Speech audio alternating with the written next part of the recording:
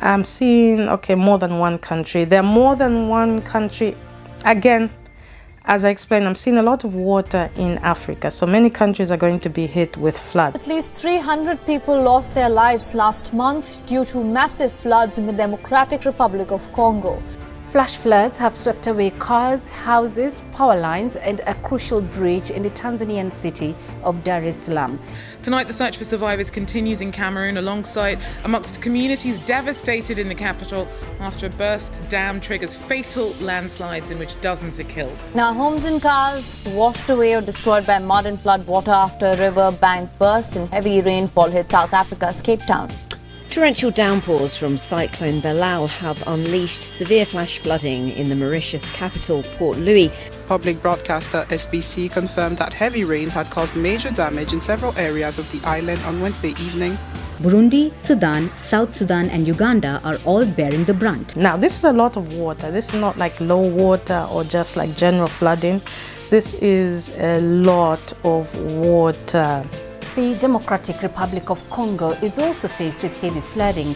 A United Nations agency says more than 350,000 people in the country are in urgent need of life-saving assistance. Heavy rains caused the water level of the Congo River to rise significantly and flow into residential areas. People have been forced to flee their homes in the capital Kinshasa and the western city of Mbandaka. Authorities say at least 13 of the country's 26 provinces have been affected by the floods. Now, residents used shovels to paddle their way through flooded streets as water rose to the roof level of some homes. The Congo River hit a 60-year record, reaching 6.2 meters above sea level. Most Kinshasa residents were not born when the river hit an even higher level in 1961. We have lived here since our childhood, and this is the first time we're seeing such a situation.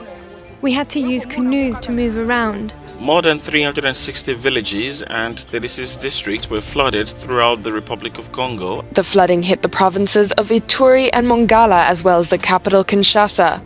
Now, locals in the city of Mbandaka and its peripheries are struggling to cope with the floodwaters, which authorities say have destroyed over 100 homes.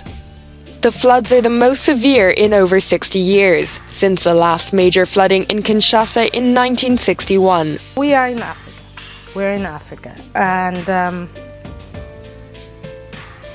I'm seeing lots of water. Tanzania is facing the aftermath of the weekend's torrential downpours. Landslides and flooding have cost over 63 lives, and the floods have exacerbated a humanitarian crisis in the region just as it emerges from the worst drought in 4 decades. The flooding this time led to the shutdown of a crucial road leading out of the commercial hub. In another locality, a bridge was washed away, cutting off access to a section of the city. Numerous cars and homes have been swept away in the relentless rain. Official figures on casualties, injuries and the cost of damage to property are not readily available. This is what's happened to the hillside town of Kitesh. Days of torrential rains washed away cars and brought down buildings. Dozens of people have died. A sea of mud in the town in northern Tanzania hasn't helped the rescue efforts. More than 100 people have been injured and many others have lost their homes. They join more than 1 million people who've been left homeless across East Africa in recent weeks. Well, many are feared to be trapped under the debris after torrential downpour during the weekend washed away vehicles and brought down buildings in the hillside town of Kitesh. Some places are still facing floods and covered by mud, so it is very difficult to say if all bodies have been removed.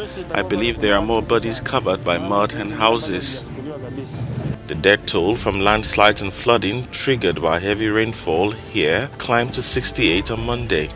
It comes from torrential downpours at the weekend that washed away vehicles and brought down buildings in the hillside town of Kitesh, 300 kilometers north of the capital, Dodoma. Key roads, power lines and communication networks were disrupted. At least 100 houses were swallowed by the mud and a village with 28 families flattened. Hundreds of people have been killed because of these flash floods so far in Tanzania, in Ethiopia, Somalia and Kenya, and millions of people have been displaced. The UN has described this flooding as the worst in decades. Check your dams over there. In fact, the whole world needs to check their dams. Everywhere in the world, tell your leaders to check their dams. Tonight, the search for survivors continues in Cameroon amongst communities devastated in the capital after a burst dam triggers fatal landslides in which dozens are killed. We overheard the loud sound of water running down. We couldn't move across. We had to run to a safe space nearby while we looked on. We saw houses and property being swept away by the water. We used the light from our mobile phones to do what we could and pull some people out. It was huge. A locally or man-made lake, which has been here for over 200 years, was overflew its banks after heavy rainfalls. The water, as well as the damaged dam, brought down houses as well as people and property across its path. So many people have been left homeless. Et jusqu'à présent, nous sommes encore à la recherche de ces corps, comme vous le voyez.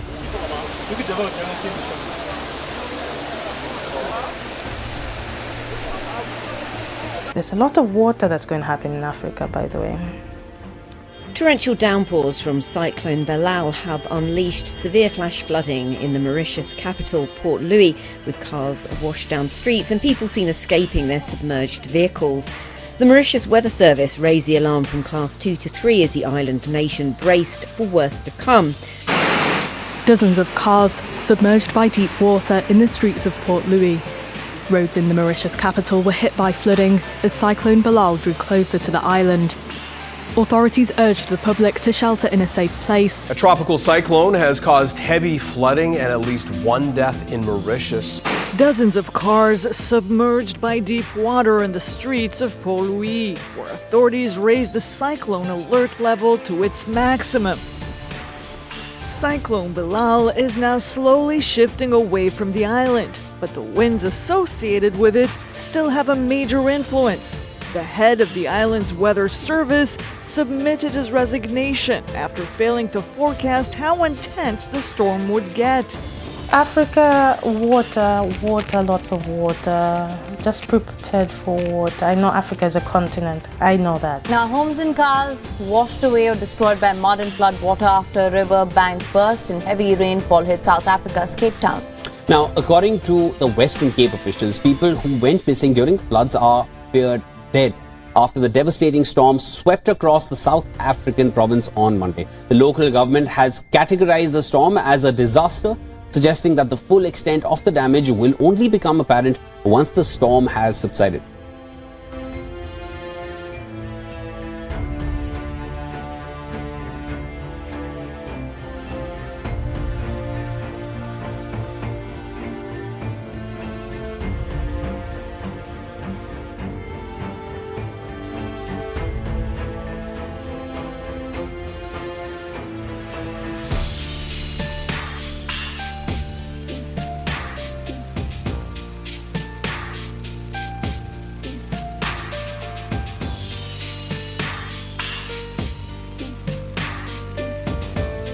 We are currently located in Zwelisha. Bongamkize will show you the extent of the damage behind me. This is a bridge that connects two areas. You can see that it's been badly affected by the latest round of heavy rains. 23 people are now known to have died from December floods in KwaZulu-Natal. Officials have confirmed the discovery of 3 more bodies. Coastal areas such as the Lucia and Umhlanga Rocks were also hit hard. At Bredasdorp in the Cape Agulhas municipality, over 150 millimeters of rain fell since last night. The town has been cut off from the outside world. At Botrivier on the N2, the river broke its banks, making the N2 highway completely inaccessible. Numerous roads across the province remain unsafe and flooded this evening. During the downpour, 100 millimeters of rain fell in just 90 minutes. Roads, bridges, and other infrastructure suffered major damage. In Zwelisha, in Verulam, the Zungu family were asleep when tragedy struck. Tried to escape using the window because I think he lost the keys. By the time he was escaping, I think the water was too high. Because we heard them screaming. They was inside the house. But we've tried, but we couldn't save them. An early assessment of the storm damage puts the figure at hundreds of millions of rand. A thumbsuck of the damage to the agricultural sector is 1.4 billion rand. Some say this has been the wettest few days in the Western Cape in decades. There's a lot of water that's going to happen in Africa, by the way. Following a detonation at an explosive warehouse and a flooding, the Seychelles archipelago declared a state of emergency on Thursday and urged residents to stay in their homes, according to a statement from the presidency. Public broadcaster SABC confirmed that heavy rains had caused major damage in several areas of the island on Wednesday evening.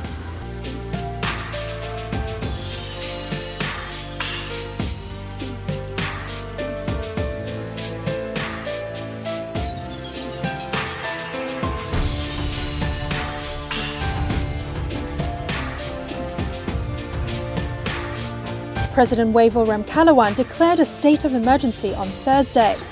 He was seen visiting the injured at a hospital after the explosion. The blast shook the island as heavy rains triggered flooding. Streets on the island were covered in deep mud and strewn with debris and uprooted trees. The president's office put out a statement asking everyone to stay at home. Africa, so many countries are going to be hit with flood. Burundi, Sudan, South Sudan and Uganda are all bearing the brunt. Persistent rains and flooding have led to a massive crisis. United Nations peacekeepers have found ways to protect the waters from completely submerging the area, which hosts about 300,000 refugees fleeing conflict, as well as those displaced by natural disasters. The United Nations says the heavy rains and flooding are the worst in 60 years, blaming it on climate change.